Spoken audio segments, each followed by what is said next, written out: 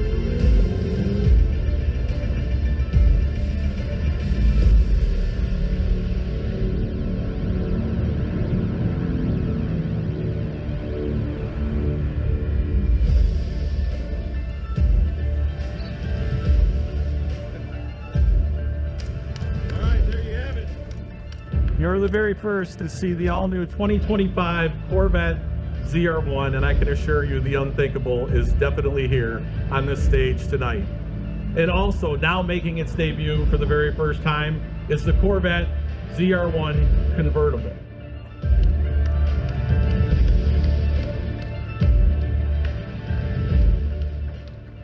So ladies and gentlemen, the man whose vision and passion for performance continuously pushes us and our entire company to do the unthinkable, our president, Mark Reus. And also, the man who is then tasked to making the unthinkable a reality is our Corvette Chief Executive, Taj Jector. Taj, thank you very much for a great car. Mark, welcome to the stage. All right, you guys take it away. Thank you, Scott, and welcome everybody. You know, I think I can speak for Scott and the entire team with Taj when I say how thrilled we are to be here tonight doing this, right? Come on. Every time I drive this car, I have to pinch myself and remind myself it's really real. It's been exactly 5 years and 1 week since the night we first showed the mid-engine C8 Corvette to the world. That night, Taj and I explained that the 7th generation of the Corvette, that we had essentially pushed the limits of what we could do from that configuration. C7 was as close to perfection as a front engine, rear drive Corvette was going to get. There was no getting around it. We were approaching the limits of physics on applying power to the ground with that setup. That's why on July 18th, 2020, we introduced what Zora Arcus Duntov has always wanted. A mid-engine, absolutely perfectly balanced Corvette. I also remember specifically saying that evening as the C8 Stingray sat proudly on that stage, we are just getting started. We knew more power was available. We knew more power and performance were coming. As Scott mentioned, they arrived in the form of the Z06, the E-Ray, and followed by the Stingray. And now we have the return of the king, the ZR1. We're talking about a lot of horsepower here, aren't we, Taj? Yeah, a lot of horsepower. We're talking about 1,064 horsepower. And that's impressive enough, but it comes with no asterisk. That's pump fuel, no ethanol, no race gas, no special calibrations, straight from the factory. That's what it delivers. That is an awful lot, Taj. The first time it's ever been 4 digits, right? Yeah. I mean, seriously. It never came close. It makes it the most powerful V8 ever produced in America by an auto manufacturer. Think about that for a minute. Every time we've introduced a new member of the C8 family, I've had to say it's the fastest Corvette ever. And so far, I can honestly say I never get tired of saying that, Taj. Strangely enough, neither do I. And you and I have shared the stage many times, saying exactly that. So, you know, we got a car of extremes here, so let me give you some of the numbers here. 828 foot-pounds of torque. That's a lot. That's at 6,000 RPM, but more importantly, it delivers over 800 foot-pounds of torque from 3,000 to almost 7,000. This thing pulls like crazy through the rev band.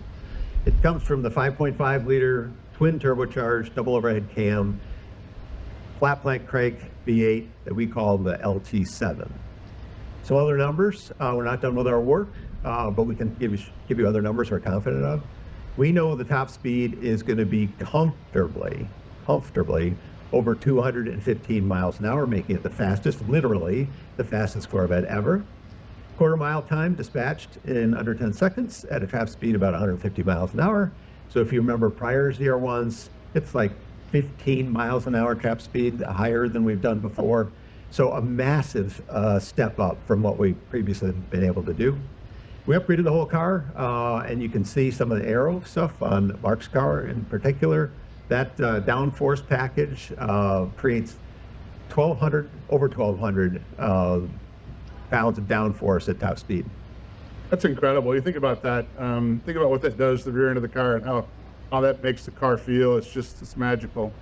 That especially is critical to the handling and vehicle dynamics, especially on the track.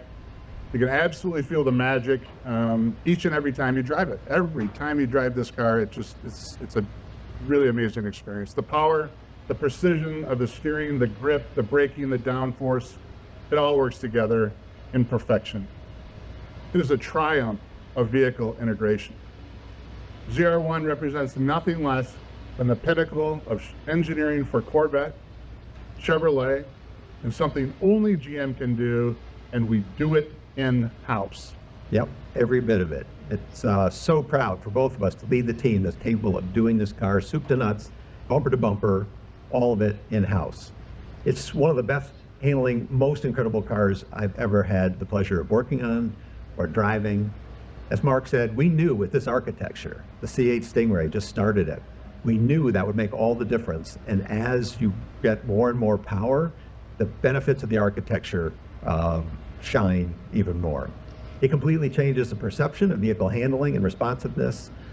No Corvette until the C8 ever felt so comfortable, so nimble, and yet completely stable. That's what really allowed us to really go for it on the ZR1, this big step up, because the architecture could handle it. A vehicle designed and built with the dynamics and integrity required to be everything we wanted the ZR1 to be, and do it with power, speed, and grace. That's why it can take an engine that's more than 300 horsepower more than the last gen ZR1 and really run with it. The twin turbo LT7, another first, does a great job and really pushes the boundaries of what engine, any kind of engine architecture, can do. It has intelligent anti-lag engine calibration techniques and adapts to the driver's style. When you have a big, powerful turbo motor, turbo lag is one thing you expect. You don't have it in this car. It's amazing. All around the rest of the car, lots of upgrades, new brake system, biggest brakes we ever put on a car, new technology, different kind of manufacturing, helps reject heat more effectively, also more durable on the track. And so we have to do the same job that we did on the other models, make this car absolutely bulletproof on the track. So all of the subsystems, everything, brake, cooling the engine, the intercooler, all of that stuff, highly, highly engineered to make this car, even with over 1,000 horsepower, absolutely bulletproof on the track, air conditioning running, pro driver at the wheel, super hot day. The car, the most comfortable place to be at a track is at the wheel of a Corvette. It's just a remarkable vehicle, and combined with mechanical upgrades throughout, electronic upgrades throughout, all of it tailored specifically for the ZR1, it adds up to what we've been teasing it as, unthinkable. There's just no other way to describe it. I've personally experienced over 1.5 lateral Gs at over 200 miles per hour. So here's the car at its limit, sliding it over 200 miles an hour, pulling 1.5 Gs. That's an experience I never thought I'd have in my career, and it gives the impression that this ZR1 is a supercar competitive with anything. It's just that good, and that's why we called it unthinkable. It is also, as we were showing here, also like other Corvette models, available in coupe or convertible form. It's so good that it earned a split window. So if you haven't seen the rear of the car quite yet, it's something very, very special. Yeah, we've used a split window once before, 1963. It was a design element. It's highly prized today. It was a pure aesthetic. It made the design phenomenal, super collector's car. But it really do anything for performance. That's not true today. We brought down that design cue, but we made it highly functional. We put louvers in it, and so it gives us additional area to vent the engine compartment for additional cooling. It's so effective. It's like the perfect blend of a cool aesthetic and a function, and we've actually been using it on the race car for the last couple of seasons. So it's been hiding in plain sight. It's been right there, nobody noticed it, and here it is on the ZR1. I talked about the aerodynamics. We paid a lot of attention. It's a lot more than the big wing, although that is a big ass wing. 1,200 pounds of downforce. That's why the car can pull well over its low speed lateral Gs, and why we've seen even higher than 1.5 Gs at very high speeds. It's obviously a wing you can't miss. We also offer the car in a more streamlined. This is the car that'll run the top speed. We haven't done the top speed testing yet. We will, and we'll show you a video, and we'll do it as we always do it. 2 ways, flying mile, measured time, video to prove it. So it won't be just some claim. It'll be out there, and we're confident enough today to say it's going to be by far the fastest Corvette we've ever done at well over 215 miles an hour. So literally every component on this car was enhanced and designed to accomplish the ZR1's mission, unmatched performance. You know, when you take a look inside, you'll find the interior matches the passion inspired by the ZR1's performance as well. You'll see expert craftsmanship and attention to detail with the finest materials, unique ZR1 plaques and stitch patterns. And of course, when you glance at the driver's display, you'll see their first factory turbocharged Corvette ever. It's a boost gauge.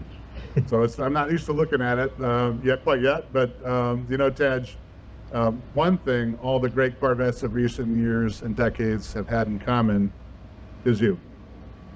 Your knowledge, your skills, your hard work, your passion.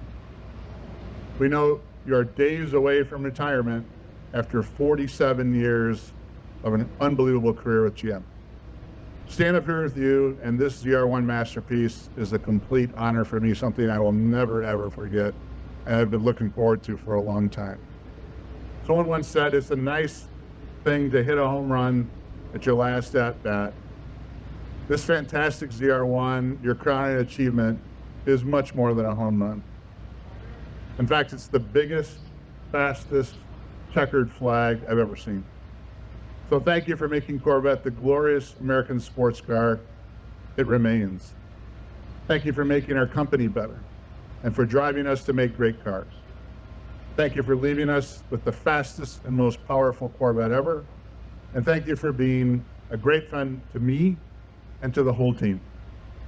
Now, to show your appreciation from us for the legacy you have left here at GM and Corvette, all model year 25 Corvettes and beyond will include a profile of your head etched in the windshield, for ZR1 specifically. It'll be on the rear window and on the front tunnel reinforcement panel right underneath the nose of the car for 25 and beyond. So, Ashley. Thank you, Mark. Thank you. Appreciate that. Huge deal. So, and thanks to all of you for joining us here for this special event. We have one last surprise for you here tonight. So if you have a camera or video device, you might want to get it ready. Let's see what a twin turbo, 1,664 horsepower Corvette ZR1 can really do. We're going to see some hot laps here. Yep, it's a tight track, but we're going to do our best.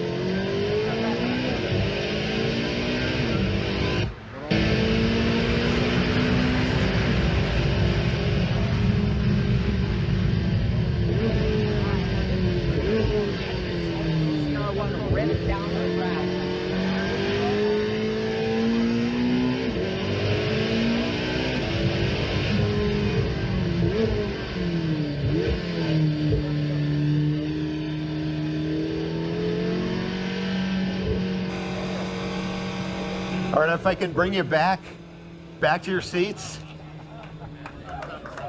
Thank you very much. Those guys have the best part of the presentation right there. They get to cruise around in the cars.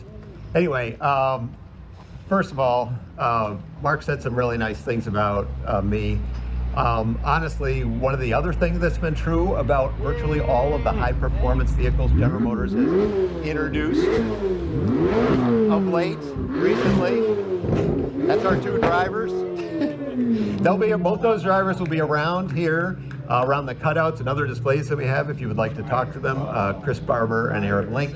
They represent the development team that does all that integration that Mark was talking about.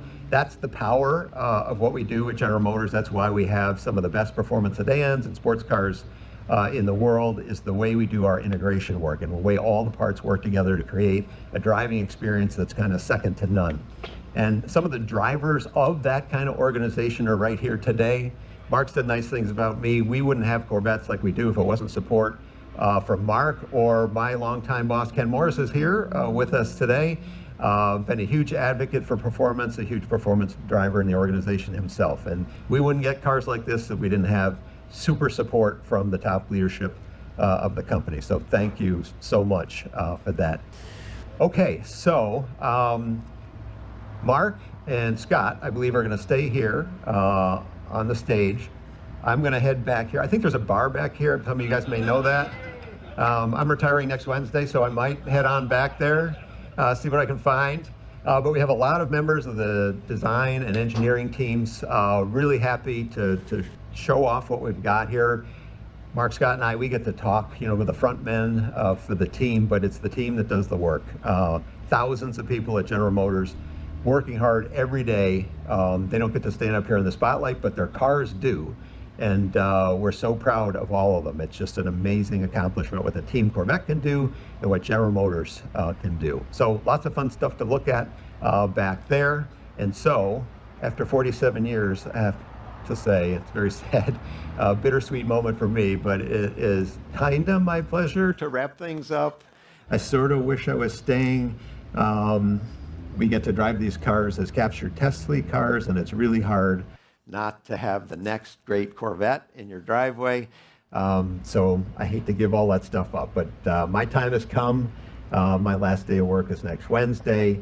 And thank you, everybody in the media, honestly, has supported Corvette all of these years.